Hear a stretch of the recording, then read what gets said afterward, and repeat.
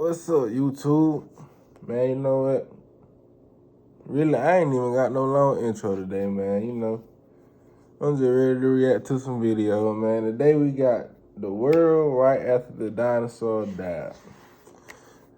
Yeah, I ain't got no intro for real. So, yeah, we finna just hop straight into the video.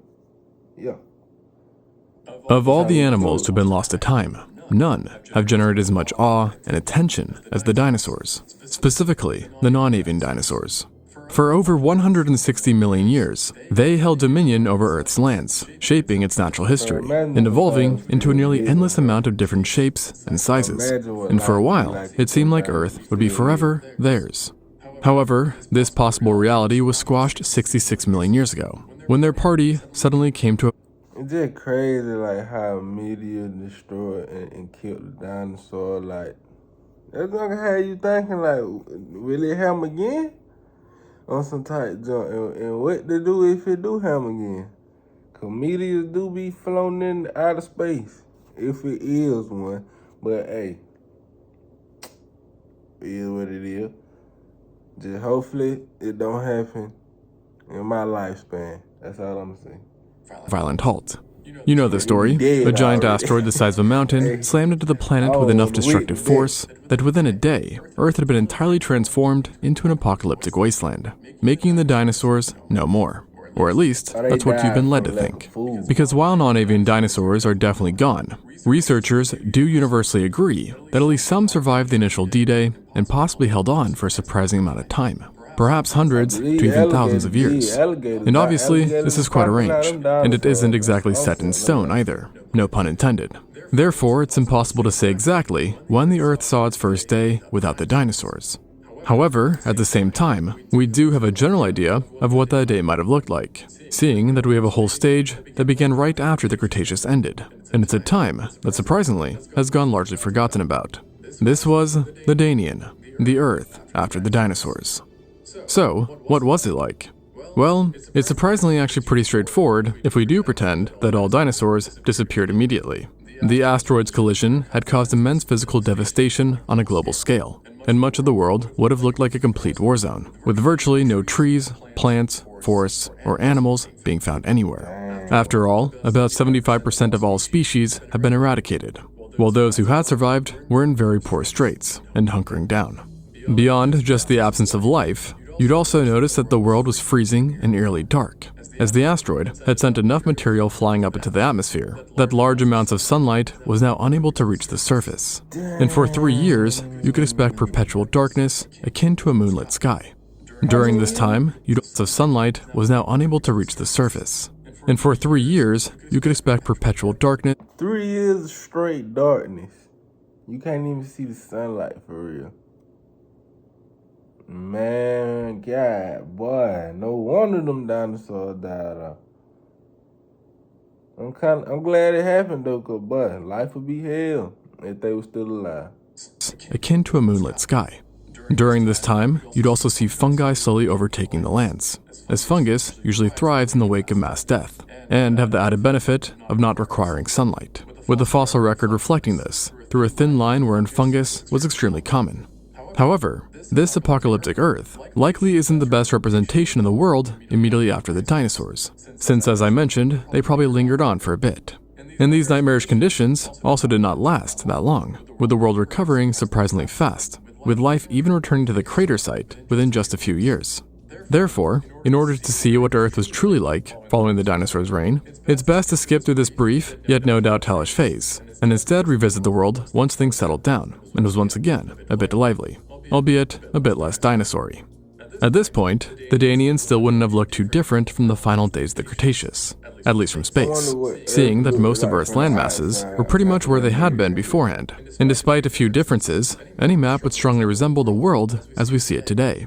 In addition to geography, the climate hadn't changed much from the Cretaceous period either, with the temperature being warmer than present on average, while most areas were more humid as well, resulting in many environments sporting subtropical ecosystems. But beyond these similarities, the Earth could not have been farther from what it had been, and the first large change you'd probably observe was the landscape itself. To be exact, the trees that now stood. During the final days of the Cretaceous, conifers, ferns, monocots, redwoods, ginkgos, and angiosperms were among the most dominant tree types, and large expansive forests with dense canopies covered much of the land, providing ample coverage to varying life, and supplying an abundance of vegetation for the giant herbivorous dinosaurs. Yet in this new day and age, forests were a bit less rich than before, and much less diverse, with many of the previously dominant groups having been almost completely wiped out, especially ferns and monocots. And there was pretty much only one group that even benefited. Once all they cleared up, it probably looked beautiful until human beings figured out they can build shit. I bet you it did. I'm talking about, but I know it looked beautiful. It probably everywhere probably, man, like imagine that view, bro. Now living through that probably wouldn't be beautiful. You gotta think. Animals back then they used to eat like now they can't get as big as they used to, cause back then they had more land and stuff to run around on and get big. Now they can't. But just imagine the view, not the animals though. From the asteroid, and that was conifers, as the genus Classopolys in particular became strikingly abundant, while Buprea was fairly prevalent as well. And these couple of trees and plants are ultimately what made up much of the vegetation, leading to extremely homogeneous forests, no matter where you traveled. Now, this would change a bit as the Danian developed, with flowering plants slowly overtaking all else. Tell me you couldn't live there. Like that's like a wallpaper. Like look, like that, bro. Look at that view. I would love to wake up to that every day. Go ahead and you feel me. Roll up me one. Go outside. Get right, and just look at the view. A trend we see reflected today, but the lack of diversity would remain a theme in forests for a far longer time. And when exploring these new forests, you'd probably soon come to another observation beyond diversity, one that was much more ominous, and that's how quiet it was. Not so long ago, these areas would have been full of the roars and bellows of giant dinosaurs, pterosaurs, and so on. Yet now, nothing, or at least almost nothing, for life was still present, just on a much smaller scale, literally, as the Danian stage was home to animals much smaller than before. And even the mammals, who were now in charge, weren't even close to reaching modern sizes, meaning you could pretty much walk around without having to worry about getting snatched up. Doggone ass. But shoot, well, I was wrong.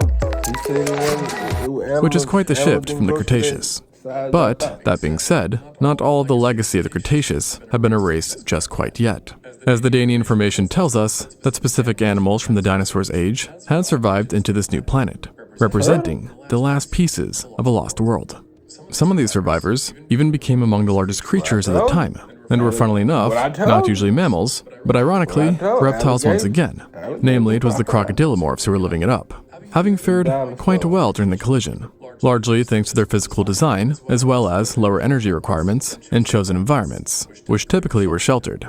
And as a result, they could be found worldwide, and in many cases, were likely apex predators, being represented by the genera such as the Botosaurus, Hyposaurus, Thyracosaurus, Champsosaurus, and Borealisuchus, the latter of which are two crocodilians who literally lived alongside the legends, having both been residents of Hell Creek. These crocodilians together would have held very diverse diets, and they were a bit sizey, sometimes measuring over 3 meters or 10 feet long, which was rather big back then. And Borealisuchus,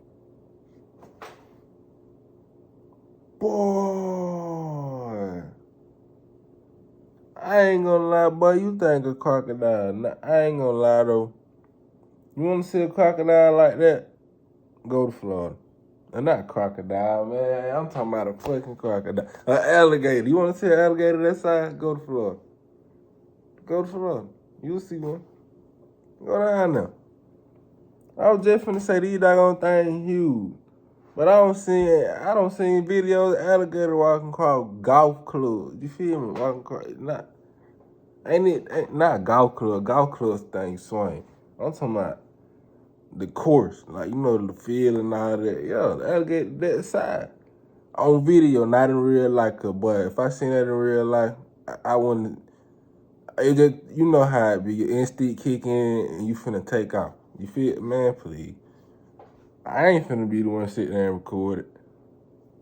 I seen it, but I didn't see it no more. Shoot, what you talking? This could be even bigger, growing to lengths of 4.5 meters or 15 feet long. Now, most of these crocodilians ended up inhabiting shallow semi-aquatic ecosystems, but a few others ended up choosing land instead, like their coexisting cousins, the Sebecidae, a fully terrestrial group that had also endured through the asteroid, and were now represented by the Zolmasuchus, a Bolivian genus who was a bit small, but still likely had a rather nasty bite. And with the dinosaurs no longer bullying his kind, his descendants, especially the Barinasuchus, would actually become just about the largest terrestrial carnivores since the T-Rex. Talk about a glow-up. And along with the crocies, another group of reptiles that found themselves doing well, to the misfortune of some of us today, were snakes. And they survived for very similar reasons to their distant relatives. No lie, snakes should have died with the dinosaur. I'd rather deal with the alligator because I can see that coming from a mile away. But snake, man, I hate them. I hate them. I hate them. I hate them. I don't see how people deal with them. I hate them snakes, bro. I hate a snake. And we ready to chop the head off them. They should have died with the dinosaur, bro. I hate everything about snakes. And honestly, they should have even thanked the asteroid, because while a few groups were wiped out, the lack of competitors going forth led to a massive burst in serpent diversity, and leading to a new status quo that has lasted, with the main change being that boas became quite common and were relatively big compared to other Danian life, and could even, like crocs, sometimes measure over 3 meters or 10 feet long. Another shift you would have noticed, which again occurred in the reptile department, was that both iguanas and monitor lizards had become predominant animals in various ecosystems, with the latter even joining the ranks of top predators, likely rivaling the size seen today in modern ones. And the reptiles seemed to keep on winning, because there was actually one more group that had all 3 of the other groups beat when it came to thriving, and were even a short-time ruler of the Earth after dinosaurs, and that was turtles. Now, they're not the most intimidating creatures out there, but turtles are hella tough, and I'm not just talking about their shells, with them having both an adaptable diet and a slow metabolism. In fact, when it came to surviving the space rock, they did just about the best of any group, period. Better than even men. Y'all gonna add, bro. Like, the ads just mess up the video, bro. On the serious note, man, I need an editor, man. Money good, man. With researchers estimating that 80% of Cretaceous turtles made it into the Cenozoic. And just to put that into perspective, can you guess how many mammals made it? A measly 7%. Thus, for a long time, turtles were killing it, being abundant, diverse, and everywhere. The only drawback to this was because turtles are typically the gentle type, well, at least of some animals, their high prevalence also resulted in them becoming a huge prey source, with fossils showing that crocodilians especially love to prey on our shelled friends. So, it seems like Earth immediately after dinosaurs was more reptilian than you would expect from the so-called beginning of the age of mammals. Yet don't get it twisted, because there was much more mammals than before, and they were far bigger, for the very first time reaching sizes larger than a sheep. But for the most part, I'm gonna be for real to you, and like so for real. I think mammoths, you know, like, yeah, the mammoth, or however you said, man, I believe them elephants, bro. I believe them, like, them elephants, they just got big, like, they just got to a certain size. Like, and how we don't know that a mammoth probably the same size as an elephant now? Well, nah, that was science, folks, bro. Stand science.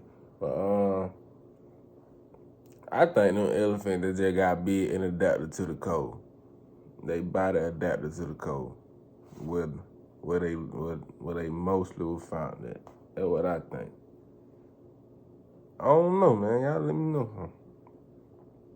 they remained fun-sized, and were even a bit adorable, with some new faces, including the Polydopomorphia, an extinct order of Metatherians closely related to extant marsupials, who had actually been one of the most successful group of mammals in the Cretaceous, with a particularly prominent family during this time being the Hyopsodontidae.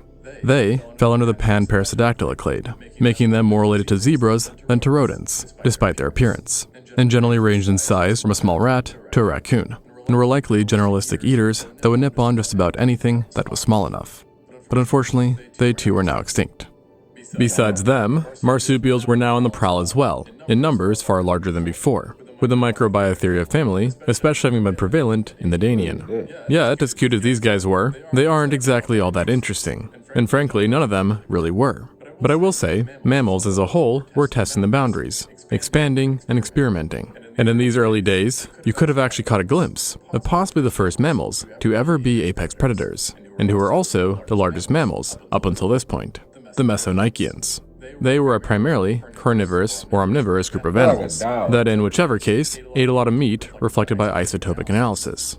They appeared on Earth almost right after the end of the Cretaceous, becoming the first fully terrestrial mammal group to really take advantage of the disappearance of large theropods. And while they are often reconstructed as having superficially looked a lot like wolves, if you ever saw them in life, you'd probably make no connection between the two, as most paleontologists assert that they didn't resemble any living creature, generally being described as sporting large heads with powerful jaw muscles, having relatively long necks, and large robust bodies with stocky limbs that did allow them to run, but not very gracefully. And if they were chasing you, you would have noticed that they bounded more like a rhino than a lion. And this kind of makes sense, seeing that they were actually more related to rhinos as well, being ungulates after all, not carnivorans. And during their existence, Mesonychians greatly ranged in size, and one of the most successful of the bunch would have been the Dissicus, a coyote-sized member who seemed to play the role of a fox or small canid, just on a bigger scale, being actually amongst the larger animals in its homeland, which consisted of North America, Europe, and Asia. And while it was a bit clunky in the running department, it did actually possess additional adaptations for locomotion.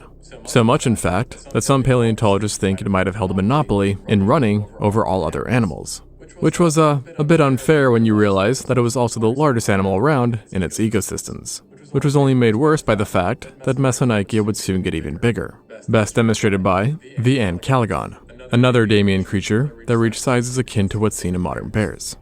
However, in my humble opinion, they were a bit more scary than bears, and for a reason which you think would make them safer, and that's blunt teeth.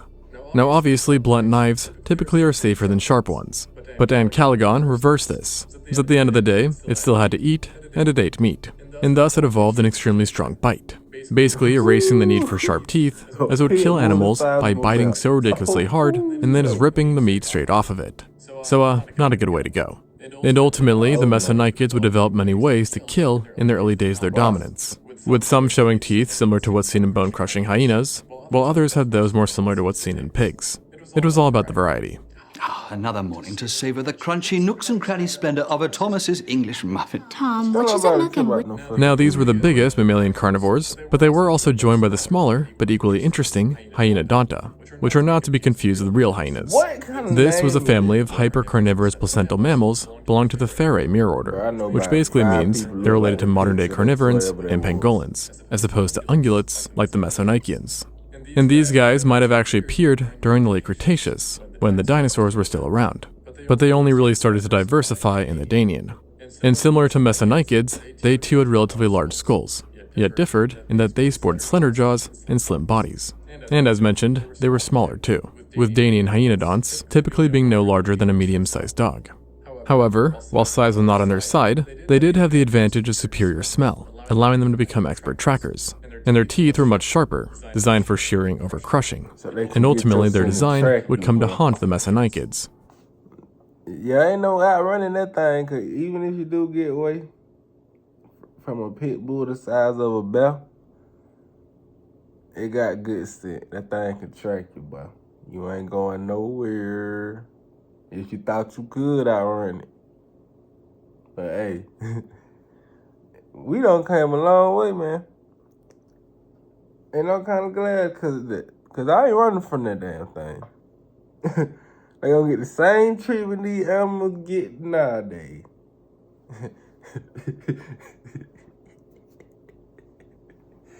Come on, Chase. I'm just trolling though, man. I'm really not though.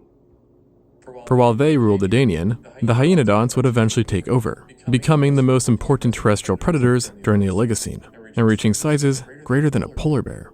But for now, Like, bro, they these stayed animals small. too big, And if you were a bro. carnivore, You're not being surviving small was here, bro. apparently a strict You're not memo back surviving then. back then. As other We're carnivorous scared. groups you might have seen included the Vivariidae, Myacidae, and Simalesta, who were also in some cases omnivores and herbivores too. So between these hunters and the smaller herbivores that stalked the lands, you basically have your answer on what replaced the non-avian dinosaurs. But what about the pterosaurs? I mean, after all, they did dominate Earth for millions of years too, holding absolute domain. That look like something off a damn Angry Bird, bro. Like, what the fuck is it? Like, what?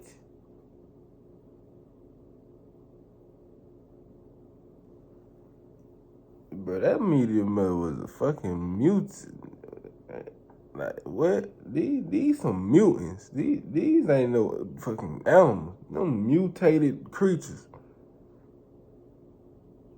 What the, like, what? Look at this. Then he got a butthole for an eye. Like, what? Bro, this thing got pics, bro. I'm still stuck on the fact he got a butthole for an eye, though. But like, like, what? Come on, man. Over the skies. Which begs the question, who replaced them? Well, in the beginning, not too much, with insects frankly being the ones in charge. But even they hadn't fully recovered at this point, which is great news for any of our time travelers who hate creatures. Hey, boy. Imagine a dragonfly. The size of a car. Dragonfly the size of a car. You got helicopters flying through the woods. Crawlies. But even better news for them would be that out of the groups which remained, one of the most prevalent were butterflies. A pleasant change for once. But of course, besides insects, you also had the remnants of dinosaurs flying around too. Birds. However, like insects, they were hurting. And contrary to popular opinion, only a small handful of them made it past the Cretaceous. And though today they are without a doubt the rulers of the sky, they had not reached this point during the Danian, with their full recovery taking an additional 15 million years. But you know what doesn't take millions of years? Tapping that like and subscribe button. It goes a long way in helping out. Hey, y'all do But the overall, same for me, in the man. end, the lands of Earth weren't the most exciting after the dinosaurs. But it was made up for a bit by what was unfolding underwater. Just like the land with its non-avian dinosaurs, the oceans and seas had lost their... I ain't gonna lie, like, that one thing, but that is the biggest fear that I got. Is that ocean. Is the ocean.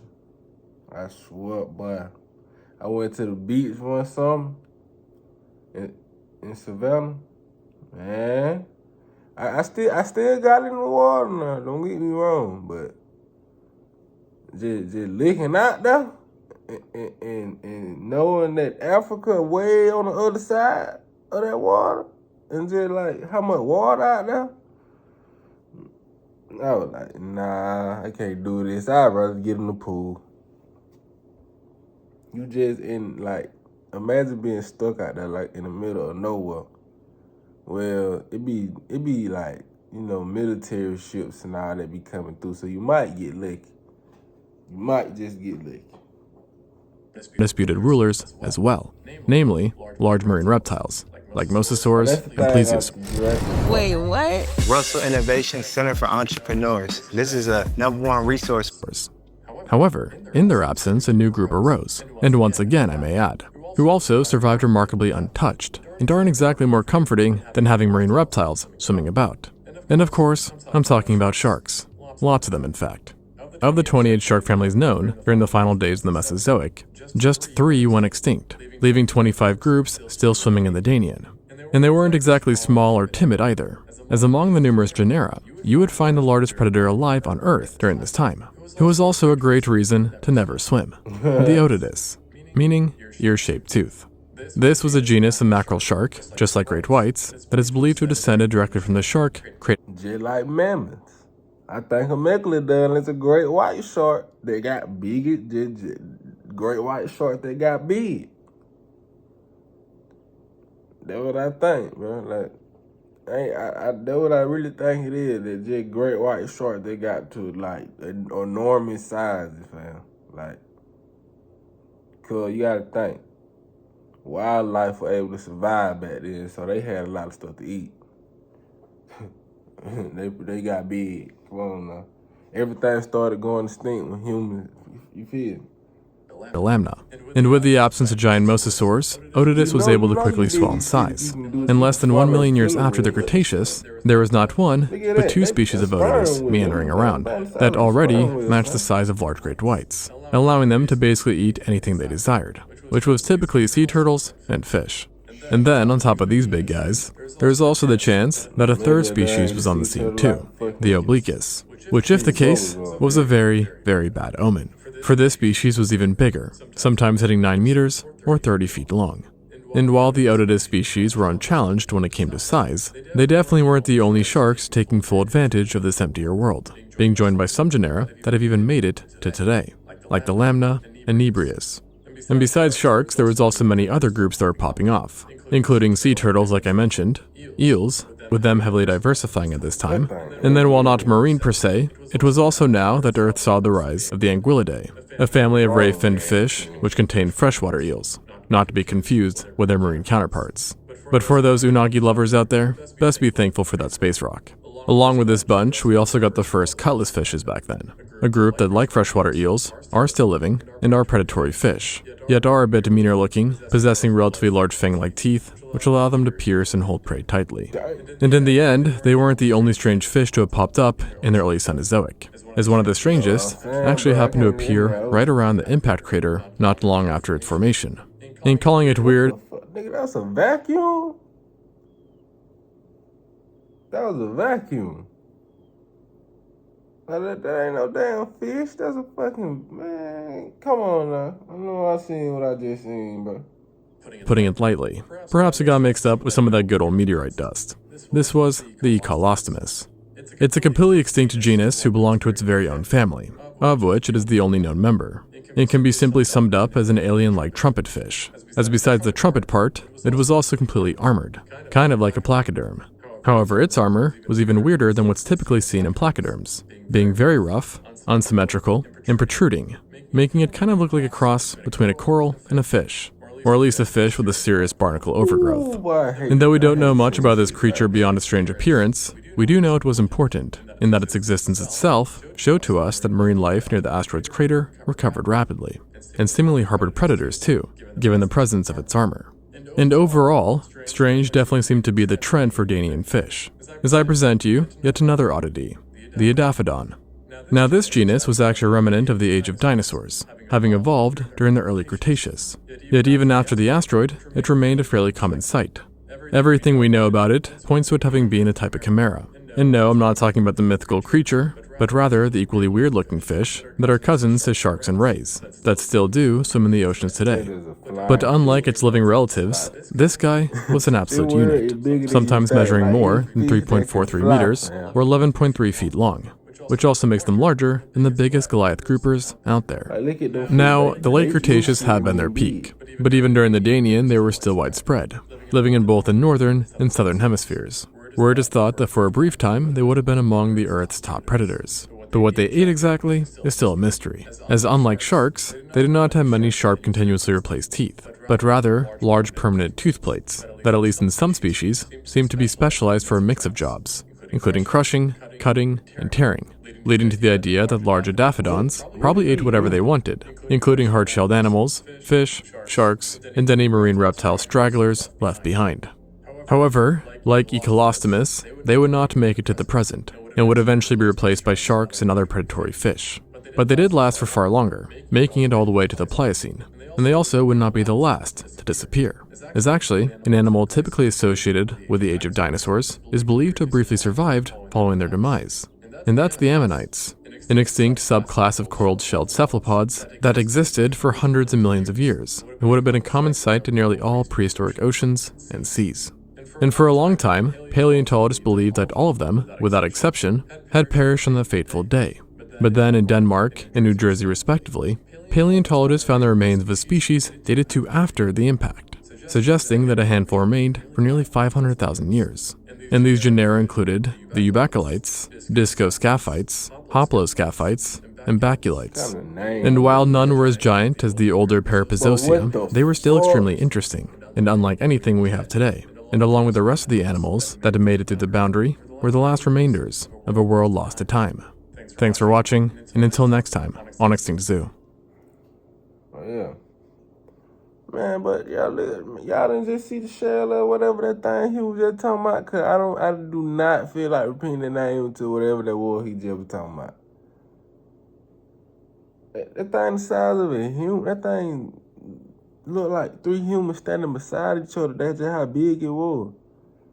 But hey, man, that's the end of the video.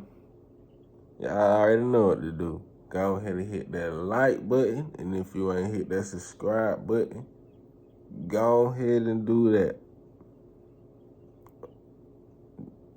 Yeah.